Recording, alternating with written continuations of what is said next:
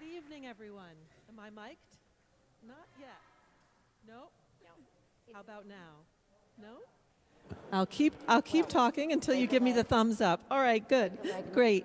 Well, we're so happy to have you all here this evening. I'm especially grateful to Laura, who will never acknowledge herself as she acknowledges everyone else. So I do want to say how amazing it is that Laura makes this all feel and seem so easy. And I'm here from the inside, so I can tell you even for me, that's the case. And I do whatever she tells me to do, so that's why I'm wearing this. Because Laura, I will do whatever Laura tells me to do, including reading to you a welcome script, which she has written for me. That's how easy she makes it. So we're so happy to have you all here at All Souls. Some of you, of course, have been coming for decades, although you haven't experienced this show for decades, because this is relatively new. Some of you are here for the first time this evening, some of you joining us by live stream. We're so happy to have you all here together for the holidays. Tonight, we're celebrating the season with fun and fellowship and showing off some of the talent in our congregation, which is abundant, as you can see. This show is in addition to our regular Christmas Eve candlelight service, which is at 7 p.m. on Christmas Eve. You're all invited. We have a traditional program featuring amazing music from Alejandro and from Trent, as well as from our All Souls choir, some of whom are here, some members of the choir. And we will have a message from our interim senior minister, Elaine Paraslua. We also have a blue Christmas service for those of you who might be interested in something sort of quiet, acknowledging some of the tumult of the holidays. That's on December 18th at 7 p.m. And we have a winter solstice sound bath here in the sanctuary on next Sunday, the night of the winter solstice, at 7 p.m. You're all invited to all of this. So we planned our first holiday show, Laura planned our first holiday show 4 years ago as we were trying to pull out of the pandemic, when social interactions had limited us for a long time and we all felt disconnected, dejected. So the day after we announced the show, New York City issued a health advisory for a tridemic, which you may remember, it was the triple whammy of COVID, the flu, and RSV.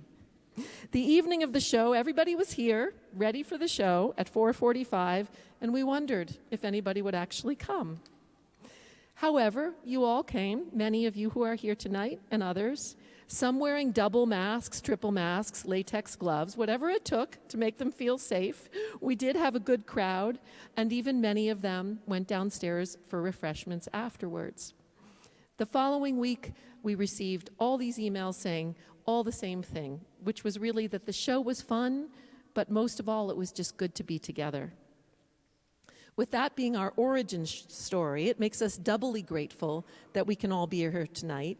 And actually, considering the tridemic, it makes us triply grateful. Now remember, Laura wrote this, so she couldn't resist. A special thank you to all of tonight's many volunteers, to the hardworking staff at All Souls who make the show possible, including our sound tech coordinator, Adam, who's back in the booth, and especially to all of you, because of course by showing up, you're the ones who make this a festive and lovely event. And there are a lot of things you could be doing tonight, and so we're glad you chose to be here. Tonight's show will last about an hour, and at the end, you're invited to stand as you're able and join in singing Have a Holly Jolly Christmas. Song sheets, you should have them already. And then you're invited to join us downstairs where we have lots of food, wine, soft drinks. There's no charge. An usher can point you to the elevator if you don't know where it is. It's back this way. You can also look for me. I'd be happy to take you to the elevator. There are restrooms on the way down and all the way downstairs. So now, please turn your electronic devices to holiday show mode. And our dear Laura will introduce the participants.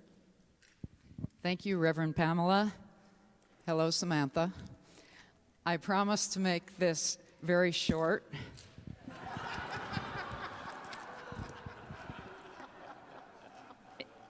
If you're visiting and saying to yourself, what is this place?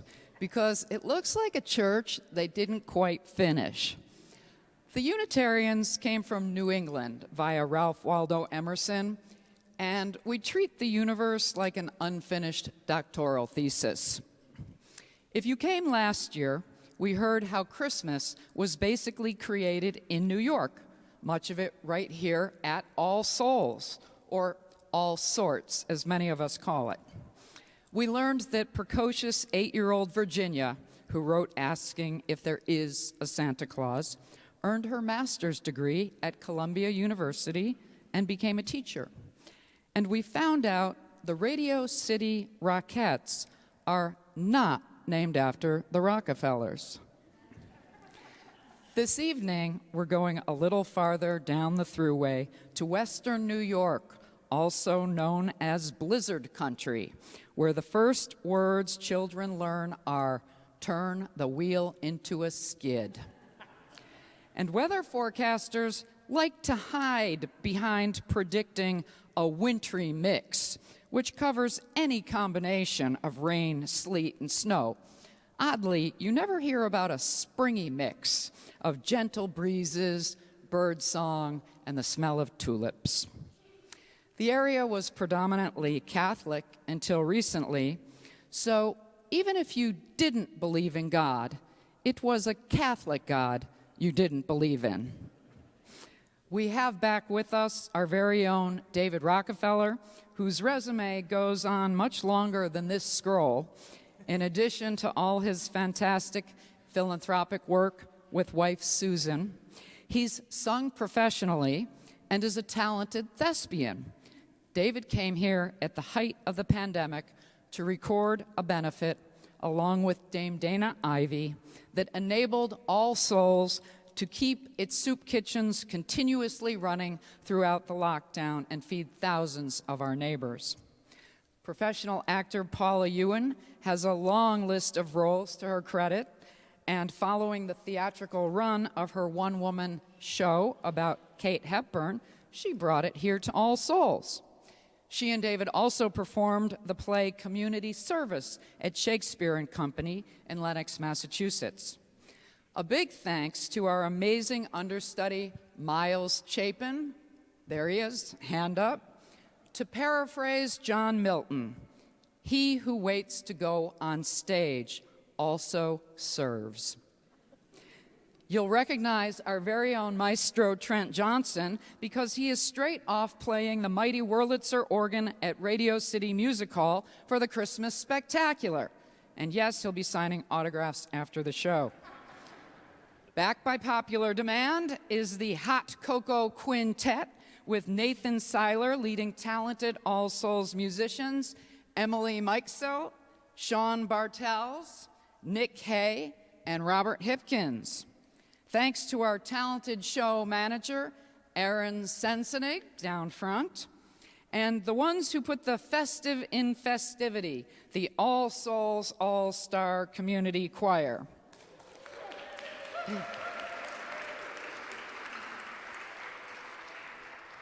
And now, a true story based on real events, a tale of two blizzards.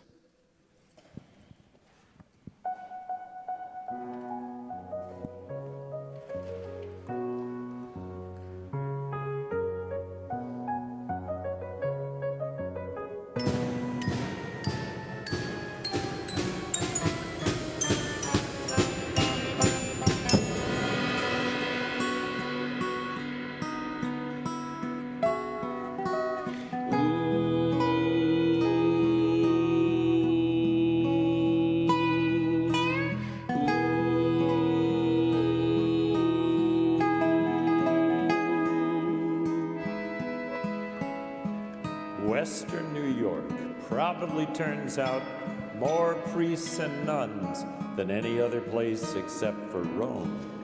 Not just because there's a Catholic population, but because blizzards can make you a believer. We were known as God's frozen chosen for a reason. In the book of Job, God even foretells what we refer to in modern times as the snow day by saying, so that all men may know his work, he stops every man from his labor. However, blizzards can also make you a serious doubter of weather persons. While kids down south were learning to dance the two-step, Buffalo kids were taught that if you're caught in a blizzard, dig a hole in the lee side of a snowbank. And yes, they always said lee side instead of away from the wind. Then make an air hole. Take off your clothes and use them to insulate this makeshift igloo. Take off your clothes. At age 6, the girl said, what if there were boys? At the age 16, the girl said, what if there are boys? Kids down south were taught that the 4 main elements of the universe are fire, water, earth, and air. Buffalo kids thought the 4 main elements were snow, ice, salt, and Spam. Still, surviving winter in Western New York was no laughing matter. We'd all heard stories about people trying to get from the house to the barn who walked in circles for an hour. If you had to go out, then you tied a rope around yourself and firmly attached it to an immovable object, or else formed a human chain. In the fall of 1976, naturalists noticed that wild bees had built their nest very high up in the branches of trees, the highest in living memory. Native American folklore says that you can predict how much snow will fall by the height of the bees' nests, and the higher the nests, the deeper the snow. Meantime, hunters commented on the unusually early migration of ducks and geese that autumn, and collectors of wild mushrooms complained that it was the worst mushroom season on record because the weather was too cool for fungi growth. By late autumn, Native Americans were asking their chief if the winter was going to be harsh or mild. Since he was a very successful modern chief running businesses and schools, he wasn't well versed in the old way of looking at the sky, so to play it safe, the chief told his tribe the winter was going to be cold and to collect plenty of firewood. Being practical, the chief also called the National Weather Service and asked if the coming winter was supposed to be cold. The meteorologist responded, yes, it was going to be quite cold. So the chief told his people to collect even more wood. The second week in November, the chief called the National Weather Service again and asked if it still looked like it was going to be a cold winter. "Oh, yes," said the meteorologist. "In fact, it's going to be a very cold winter indeed." The chief told his people to collect every scrap of firewood they could find.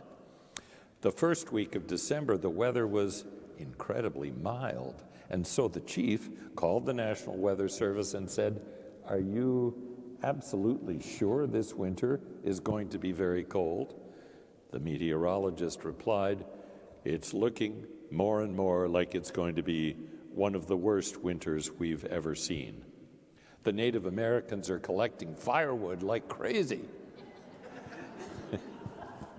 And that pretty much summed up weather forecasting in Western New York and explained why the weather report was right next to the horoscopes in the newspaper.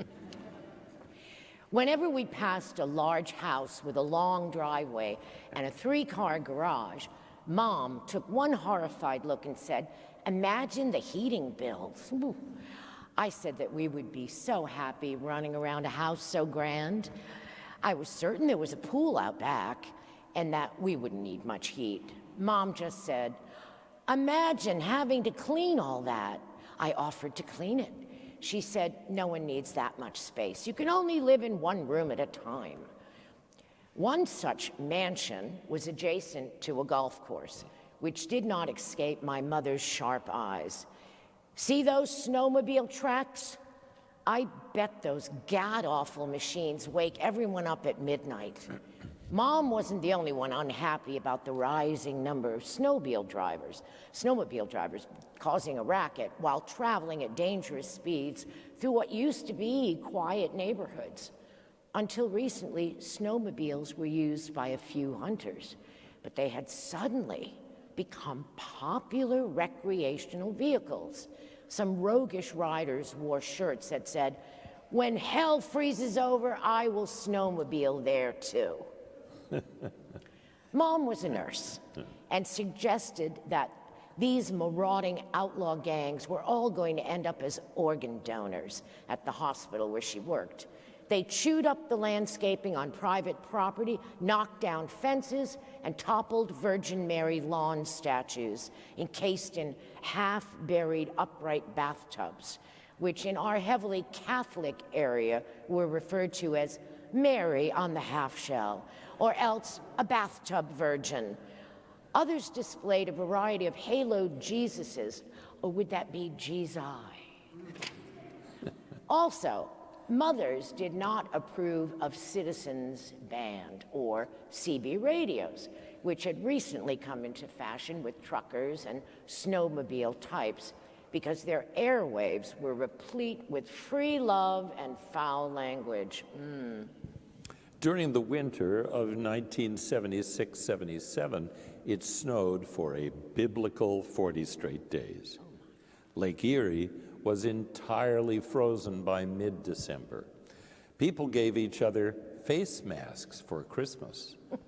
The weather forecast for Friday, January 28th, 1977, wasn't terrible, at least not for blizzard-prone Buffalo, which sits on the eastern edge of Lake Erie, and where the way you showed true affection for someone was to leave them a snowblower in your will. But conditions turned much worse. The temperature plunged, and a ferocious wind struck. Tens of thousands of people left work and school early. Then visibility dropped to zero. There was an eerie darkness at noon.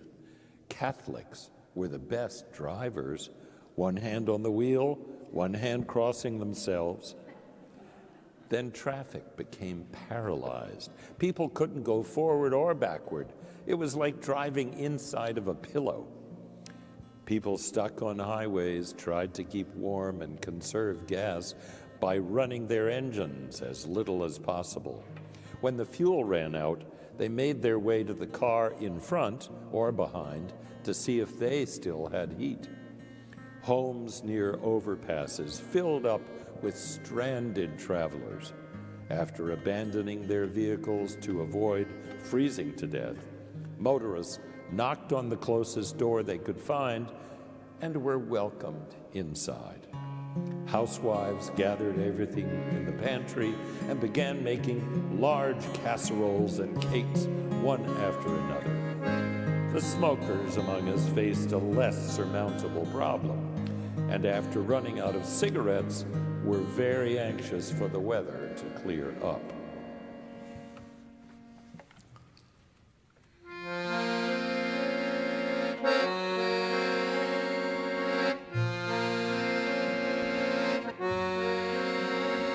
That day on the highway, I was heading to Springfield when the roads turned to ice and it started to snow. The traffic stopped dead in a whirl of white powder, left my hatchback behind, and I followed the glow. Stumbling inside, I said, "This is so kind. Can't believe it's this bad.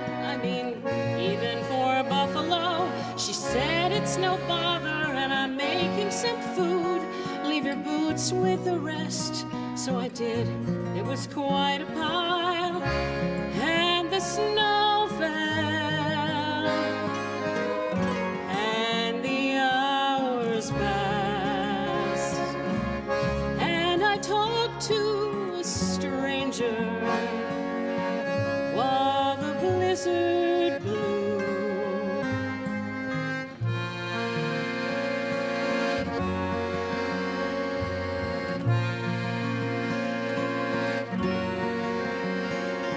The stranger said, "Love, it can cry you a river.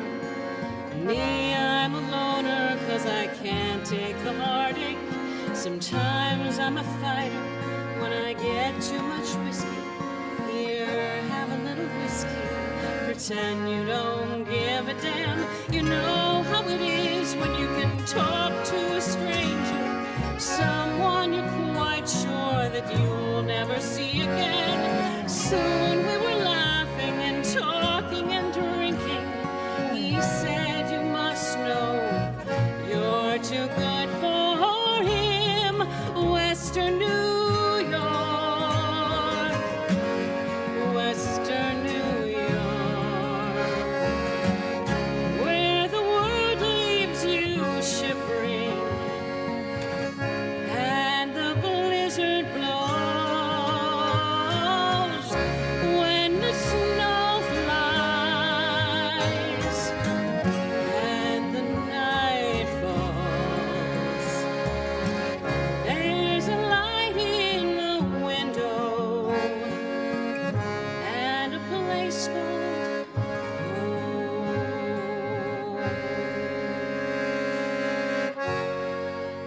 At the end of the storm,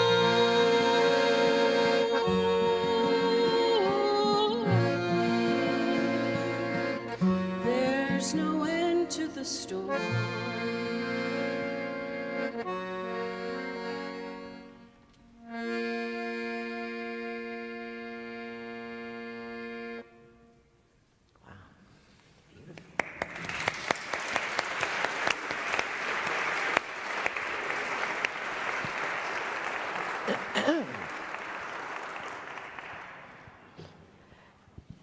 Most people working downtown headed to the Statler Hotel overlooking Niagara Square. However, thousands of commuters had exactly the same idea. By Friday afternoon, all 400 rooms were booked, including strangers who doubled up, plus another 400 makeshift beds set up in the hallways, meeting rooms, and the lobby. In the Cheektowaga courthouse, several hundred stranded motorists made the best of it by gathering in a courtroom to watch the TV miniseries Roots. The TV show Mary Hartman was on next. Mary Hartman was a fictional housewife striving for perfection while ravaged by mass murder, low-flying airplanes, and waxy yellow buildup on her kitchen floor. Other maroon travelers took shelter in factories, firehouses, churches, malls, bars, restaurants, armories, schools, warehouses, post offices, recreation centers, police precincts, and newsrooms. City Hall was a refuge for over 600 people. A lot of soup was made from whatever could be found and then watered down. Meanwhile, department stores ended up hosting shoppers for several days, and their linen departments came in handy. Our neighbor was driving back from Toronto that day. A few months earlier, he'd purchased a brand new Cadillac Seville in a color called Florentine Gold, and took a lot of pleasure in showing it off on a street where most people drove beat-up Oldsmobiles, Chevys, and Fords, rusty from all the salt used on the roads and featuring cardboard-covered floorboards. Our neighbor wanted to make sure we all saw the retractable seat belts, cruise control, power locks, and he was especially proud of those electric windows, while we all had hand-cranked windows. Driving his Cadillac Seville in Florentine Gold across the border from Canada on that afternoon, he lowered his fancy electric window all the way down to go through customs. And that's exactly where it froze. During the remainder of the ride home, the blizzard, with its freezing temperatures, raged not just outside the car, but inside the new Caddy as well. Buffalo had over 1,000 churches back then, practically one on every block. The only thing it had more of were taverns, which became the preferred sanctuary. Local taverns ran out of food quickly, but not drink, so there was a great deal of singing and smiling, with very little sleeping. The ferocious weather quickly grounded airplanes, trains, and buses, while leaving 60,000 people stranded in transit. If you were pregnant, it was not a good time to go into labor, but some women inevitably did and made for the nearest hospital, no matter what its specialty. The Veterans Hospital delivered the first baby in its history, and intrepid workers quickly assembled a bassinet. Many babies were born at home. And there'd be a baby boom 9 months later. One assumes most of the dads were accounted for, but considering the number of folks stuck in hotel bars, there may have been a few babies fathered by Johnny Walker, Jim Beam, and Glenlivet, because sometimes there was nothing left to do but play Donna Summer's 16-minute procreation anthem, "Ooh, love to love you, baby." Power failures left 7,000 households without heat in sub-zero temperatures. Not even the National Guard could get in to help at first. Several houses caught fire, and it was feared that entire blocks would go up in flames. As water exited the fire hose, it turned to ice.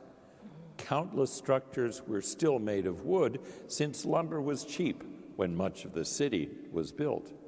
Not only that, but many people didn't trust the banks after one too many collapses and kept cardboard shoe boxes full of money in the rafters. Some residents attempted to clear their own streets so emergency vehicles could get through. Camera crews filmed them singing, "Send in the plows." But the plows could no longer get through streets clogged with abandoned and buried cars.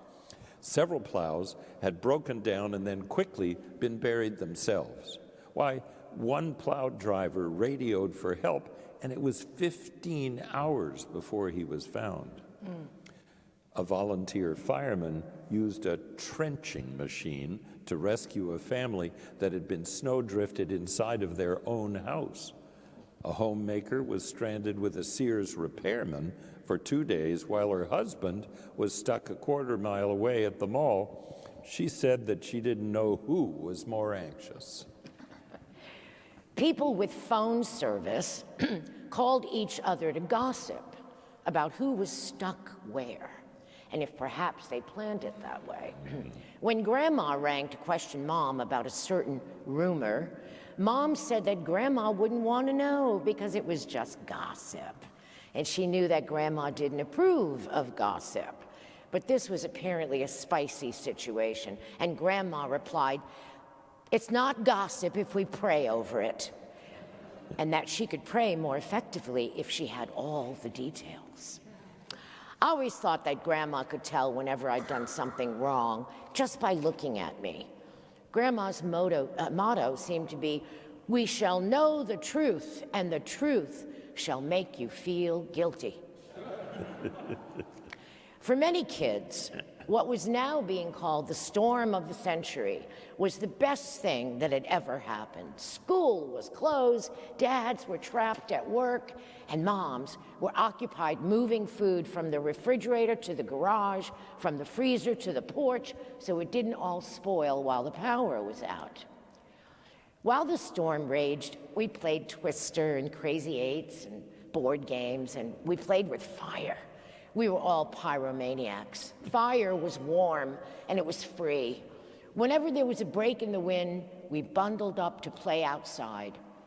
Fleece and down jackets for the masses were still a glimmer in the eyes of manufacturers, so we put on layers of wool that turned a 40-pound child into a 50-pound child. And inevitably, the minute you were finally all wrapped and zipped with mittens pulled on, you had to pee and then start all over again. The doors were entirely covered with snow, so to get outside, we had to dig a tunnel or climb out a second-story window.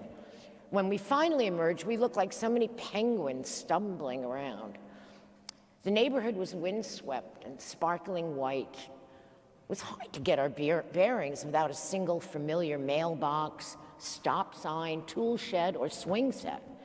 Entire ranch houses had simply vanished and looked like vacant snow-covered lots. Cross-country skiers glided past and went right over the tops of cars. My friend, Mary, had a dog, Charlie, and we brought him out the second-floor window, and he looked around as if flabbergasted, then peed on the TV antenna atop the roof, which we had to admit was the only thing in sight that looked remotely like a tree.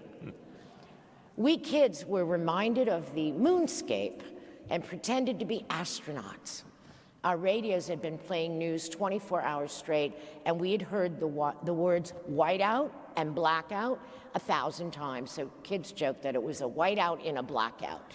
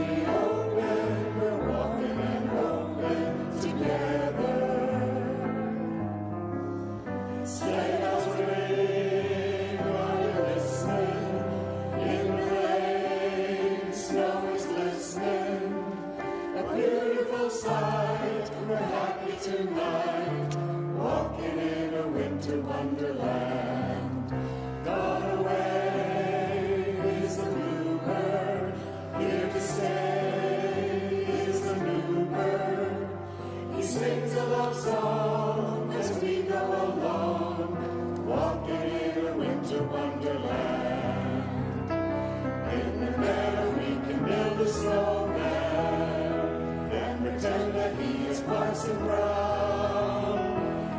say, are you married? We'll say, no, man. But you can do the job when you're in town. Later on, we'll conspire as we dream by the fire to face unafraid the plans that we made, walking in a winter wonderland. Sleigh bells ring, are you listening? In the lane, snow is glistening. On beautiful side, we're happy tonight, walking in a winter wonderland. Gone away is the bluebird, here to stay is the new bird.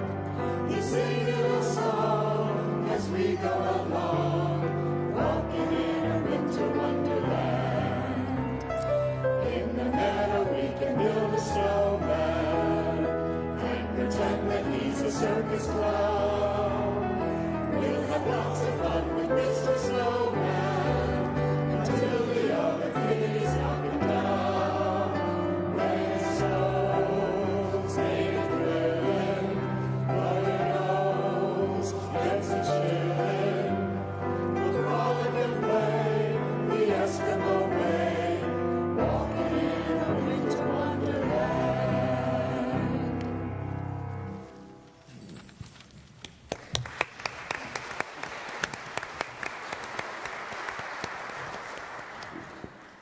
Children were occasionally scolded for having too much fun, while our poor fathers were stuck downtown, sleeping on floors with no change of clothes, no shower, and not enough to eat.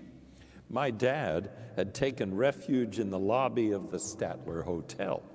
We were instructed to pray for the well-being of all the fathers who could not get home to their loved ones.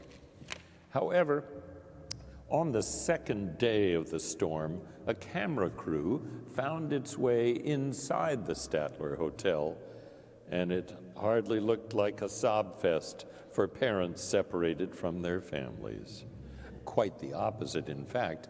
A party atmosphere had taken hold, and on television, we watched our fathers drinking and singing along to blaring music with other stranded office workers and gyrating atop tables in the hotel's grand ballroom to ABBA's Dancing Queen, while a conga line snaked around the perimeter. The reporter noted that the Rand office building had also become a place of revelry from top to bottom. A delivery boy from the liquor store across the street declared that he had never earned so much in tips in his life and probably never would again. At the Buffalo Zoo, 3 reindeer and 2 sheep used the snowdrifts to walk out of their enclosures. There were rumors that a polar bear had also escaped, and one woman insisted that she saw a tiger on Main Street. The zoo never reported a missing tiger, but one can imagine how it might have been easier to just hope that the man-eater would return home in time for supper rather than dine out. Western New York was already on the brink in more ways than one. Thousands of manufacturing jobs had left the region, while the unemployment rate was one of the highest in the nation. Almost half the city was already living below the poverty line, and the region now teetered on bankruptcy. One radio announcer declared, "Civilization is so thin you can see through it." Local officials begged not only the governor, but also the White House for help, or else Buffalo would be lost. Neither snow, nor rain, nor heat, nor gloom of night stops the mail, goes the old saying. Notice how blizzards aren't mentioned in the mission statement. Mail was halted for days, and even if the carriers had been able to get out in the blizzard, it wouldn't have mattered, since mailboxes were buried under several feet of heavy snow. People were having emergencies throughout the region. Glass picture windows blew in. Roofs collapsed. Life-saving medicine was needed. Front doors were ripped off hinges. People were going hungry and freezing to death, sometimes in their own homes. Cars were useless. Emergency services couldn't get through. What to do was the question being asked by everyone. The call went out to individual snowmobilers and to the many snowmobile clubs, which honestly many people considered to be reckless gangs or more like an invasive species, the Attila the Huns of the tundra. Where power was out or telephones unavailable, citizens' band radios were used to communicate with their operators. The snowmobilers started arriving from all over, young and old, mostly men, but some women. They had to slather their entire faces with Vaseline to avoid frostbite from the freezing wind and blowing snow. It was no time for mock turtlenecks or looking cool in a baseball cap. They needed to cover themselves from head to toe. The snowmobile drivers brought people blankets and food and saved countless lives by transporting blood and medicine, such as insulin and formula, to babies. They brought the sick and injured to hospitals, as well as doctors and nurses. One snowmobiler rushed a pregnant woman to the hospital moments before her child was born. Some young families in homes with no heat, power, or water had to be evacuated. Little children cried when the snowmobiles roared up and had to be coaxed to climb on. But by the time they reached safety, the kids didn't want to get off. It was the best ride they'd ever had. On the plus side, there were few calls for groceries in North Buffalo, where many Italian families live, because Italians never run out of food. It was just a fact, at least back then. Like, there were no books called The Joy of Irish Cooking, and certainly no one ever said, hey, let's go out for Canadian food. We had spaghetti and meatballs for dinner sometimes. Mom said she had heard Italians calling spaghetti sauce gravy, and thought that was hilarious. The snowmobilers made their way along roads that had become parking lots and searched for car antennas. We no longer have antennas that stick up from our car roofs and hoods, but oftentimes that was the only way to identify a buried automobile and see if people were trapped inside. It's a good thing that bright tie-dyed clothes were in style, because they could help save your life if lost in a storm, since a white SOS flag was not going to help. Some snowmobilers assisted farmers in getting hay and water to livestock, which kept them from perishing, while others took linemen out to trouble spots. Utility workers trying to maintain the electrical grid were also risking their lives. A gasoline and repair fund was set up for the snowmobilers. One man made an exceptionally large donation to the fund after receiving an emergency snowmobile ride to the liquor store, but he preferred to remain anonymous. After completing several brutal runs, snowmobilers arrived at taverns with their hands and feet frozen and lips purple. Strangers welcomed them with huge cheers, warmed them with hot coffee, soup, whiskey, and hugs, and then begged them not to head back out for another death-defying rescue mission. Many hadn't slept in over 20 hours. Radio announcers reported that snowmobilers were running into house chimneys hidden under 40-foot drifts. But they were determined, since they knew better than anyone how lives hung in the balance. People unable to find shelter had been found dead in cars and even snowbanks. So these brave heroes were sent off with prayers and St. Christopher medals, the patron saint of travelers.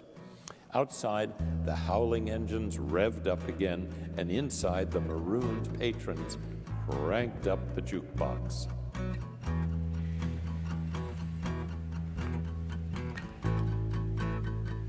One, two, three.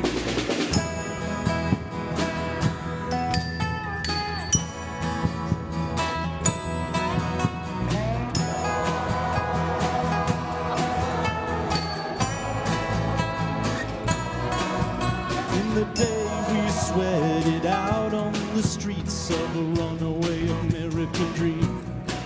At night we ride through mansions of glory and suicide machines. Sprung from the cages out on Highway 9, chrome wheel, the fuel injected and stepping out over the line. Oh, baby, this town rips the bones from your back. It's a death trap, it's a suicide rap. We gotta get out while we're young, 'cause tramps like us, baby, we were born to run.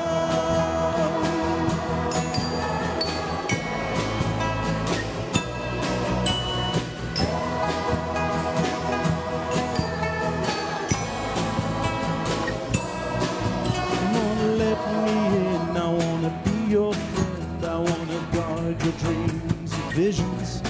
Just wrap your legs round these velvet rims and strap your hands across my engines. Together we could break this trap. We'll run till we drop. Baby, we'll never go back. Oh, baby, look on the wire. 'Cause baby, I'm just a scared and lonely rider.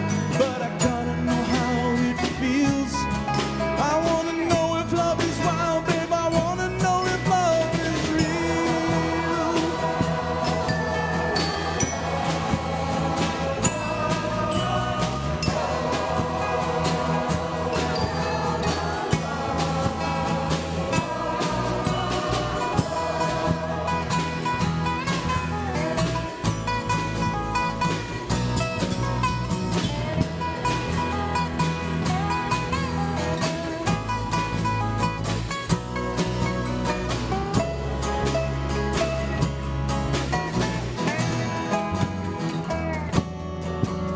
Beyond the palace, hemi-powered drones scream down the boulevard.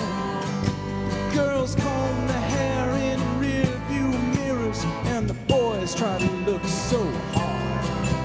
The amusement park rises bold and stark.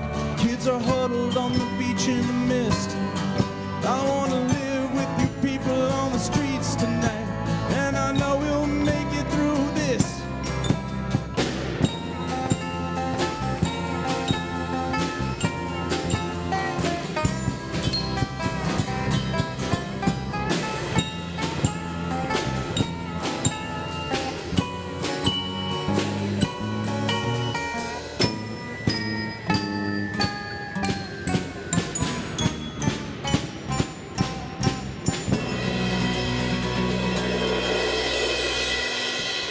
One, two, three. The highway's jammed with broken heroes on a last chance power drive.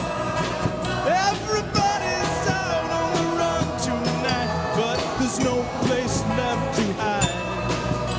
Together we can live with the sadness. I love you with all of the madness in my soul. Oh, someday, girl, I don't know when we're gonna get to that place where we really wanna go, and we'll walk in the sun. But till then, tramps like us, baby, we were born to run. Oh. Tramps like us, baby, we were born to run. Tramps like us, baby, we were born to run.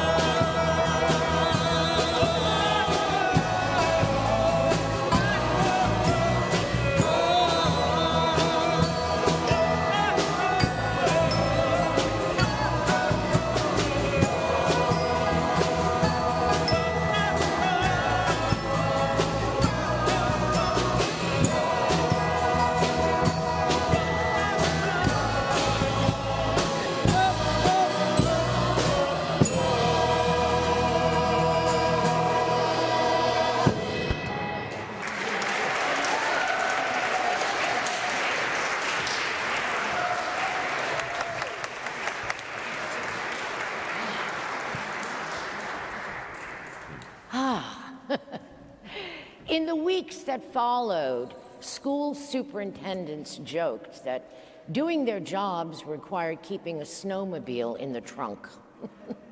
Otherwise, locals brought food and blankets to schools with stranded children. Nearby stores delivered all their soup, bread, and vegetables. Farmers donated milk and eggs, which some brought by horse-drawn sleigh.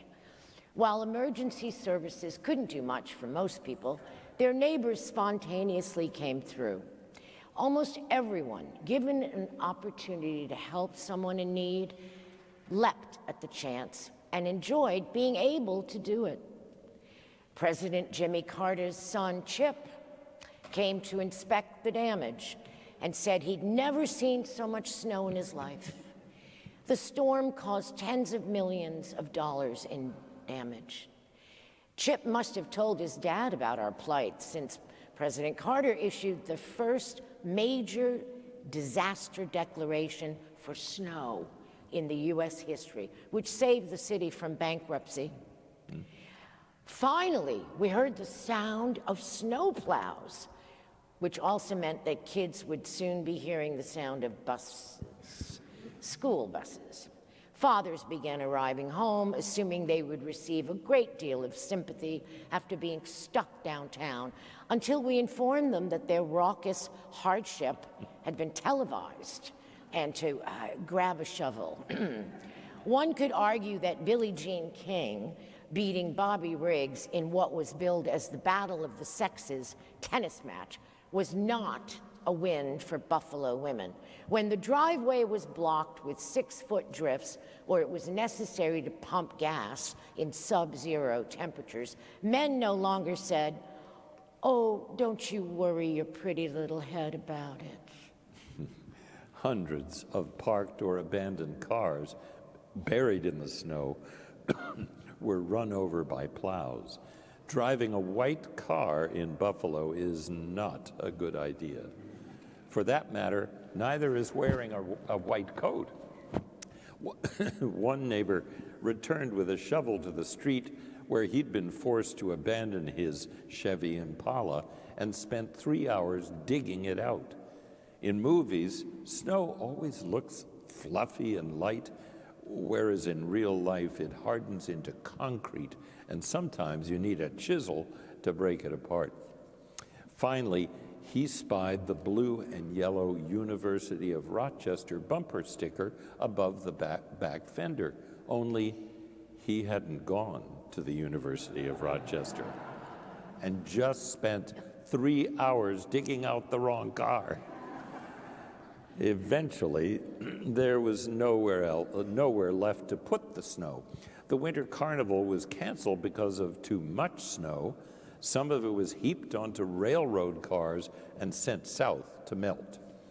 The Army made the front page of the national papers, standing next to jeeps, handing out food and water.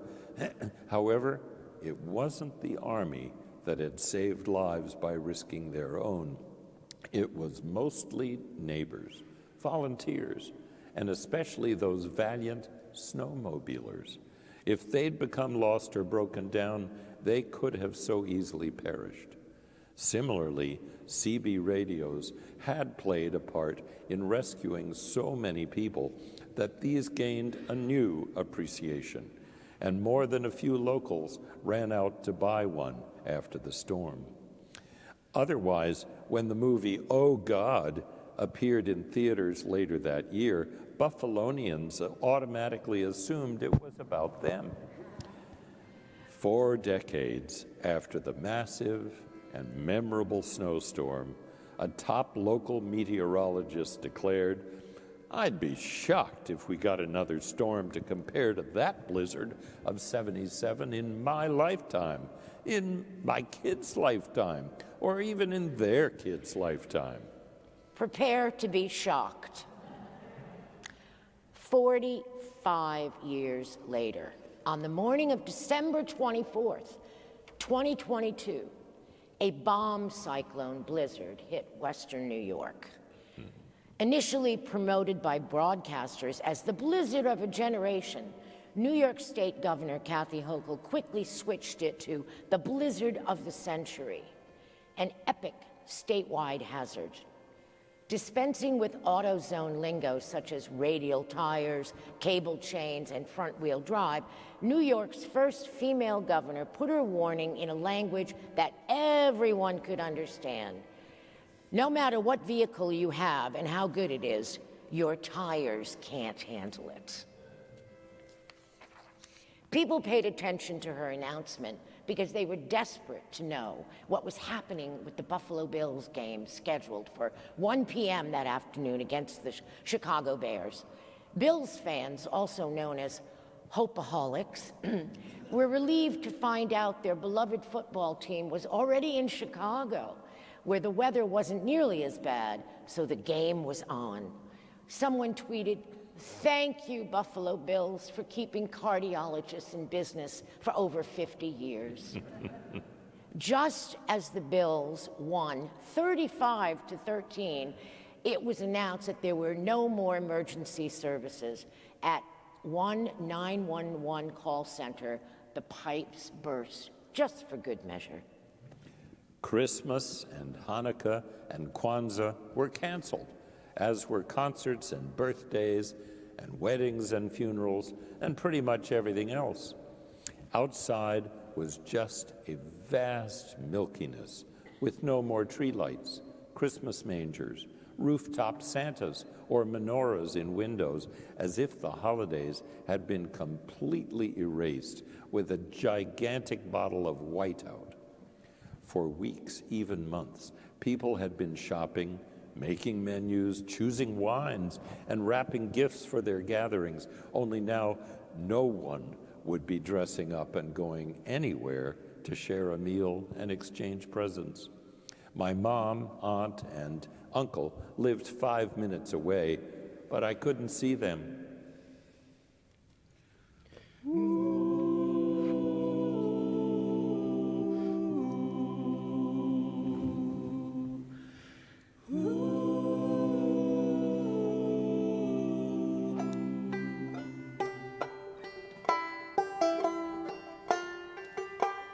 Put the lights up on the tree and all the presents underneath. Light the fire, it's getting cold. Another year of will it snow. Mixing lager and champagne, something I'll never do again. Round the table banter flows, praying no one rocks the boat. Still I know this picture's not quite right. There's someone on your mind. It's Christmas time without him by your side. I know the sound of Christmas bells, they never say farewell. So we laugh, we shed a tear for those who can't be here.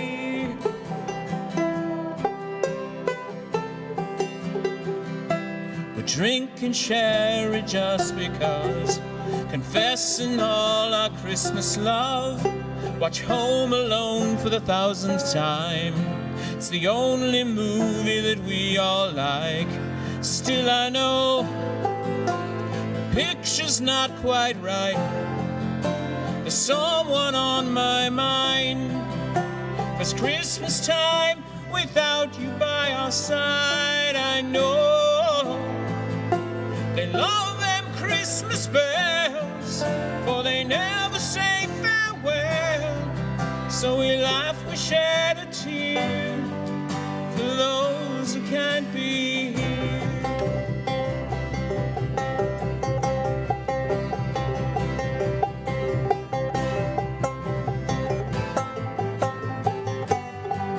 For those who can't be here.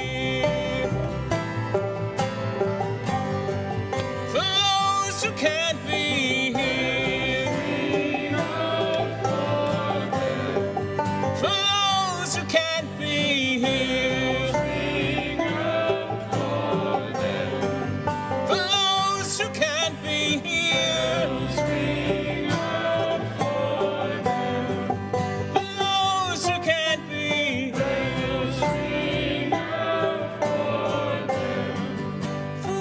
us who can't be here.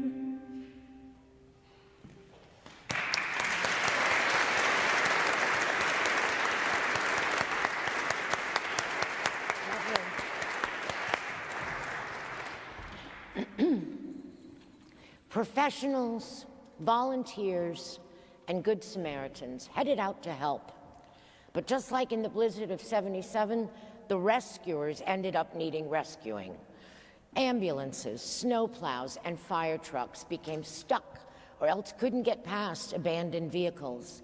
Not even the huge bags of cat litter people kept in their trunks for ballast and traction could help.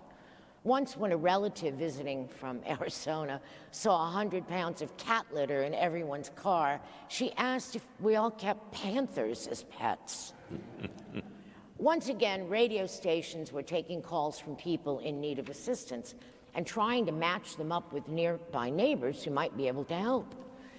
A doctor talked a woman through labor at home by giving her sister directions over the phone. Press 1 if your water just broke. Press 2 if it's a breech birth. Once again, what the pickup truck is to the rest of the country, the snowmobile is to Buffalo. And snowmobile drivers were outperforming audacious rescues, locating those who were stranded and delivering life-saving medicine. At least this time, they had high-tech winter weather gear. Meanwhile, a South Korean tour van traveling from Washington, D.C. to Niagara Falls got stuck in front of a house on a residential Buffalo street.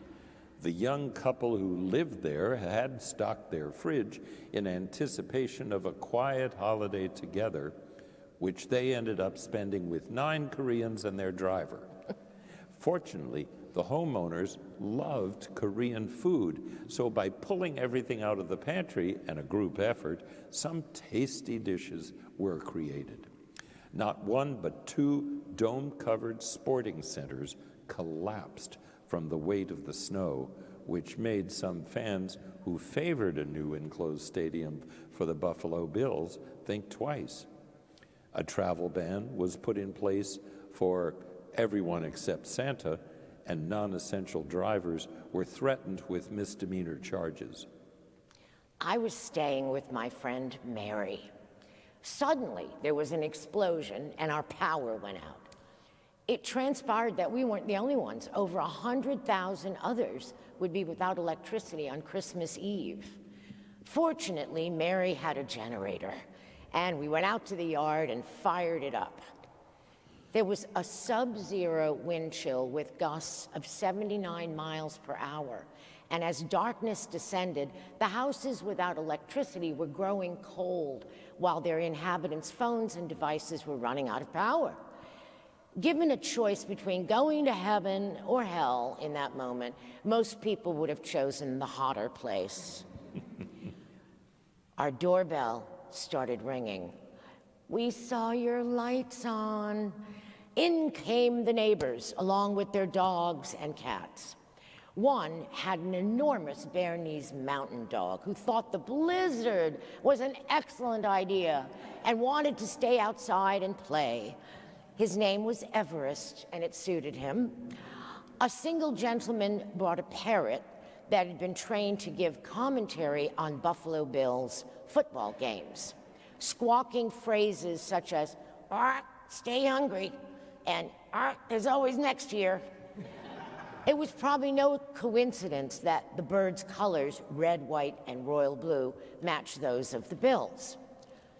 Mary had an enormous amount of food because she was supposed to host her large family for Christmas the very next day. We cooked while 7 dogs and 2 cats tore around the house. It was more Noah's Ark than Christmas nativity.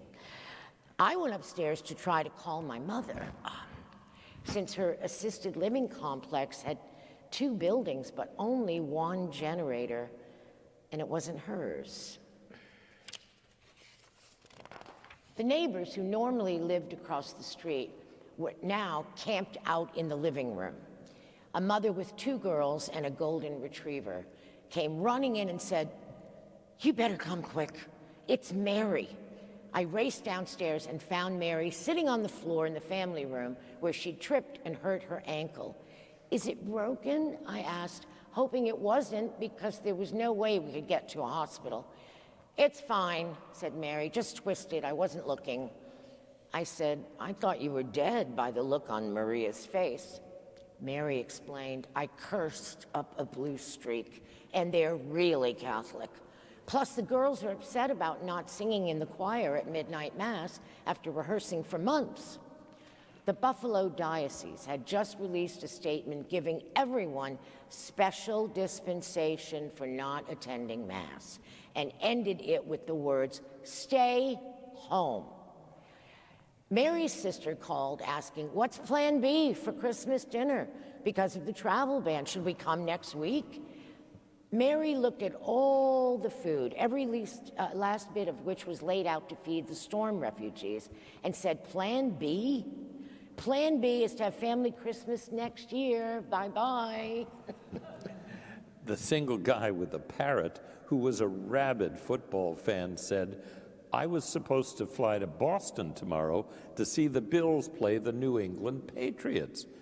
As if on cue, his parrot squawked, "Cheaters never win. What?" The news reported that the Korean tourists were still stuck, enjoying another good meal with their adopted storm family and learning the finer points of how to play American football by watching games on television. Our dinner was bittersweet. We were grateful to be warm and have food while others were suffering. However, no one was where they were supposed to be. People worried about pipes freezing and loved ones they'd been unable to contact. It was after midnight and time to find a place to sleep. Across the country, people tweeted messages like, "Good night, Buffalo, if you're out there somewhere," followed by a magnifying glass emoji. Then we heard voices, perhaps a radio playing in the living room. No, it was the Catholics. They were Zooming midnight mass, and the girls had their chance to sing after all.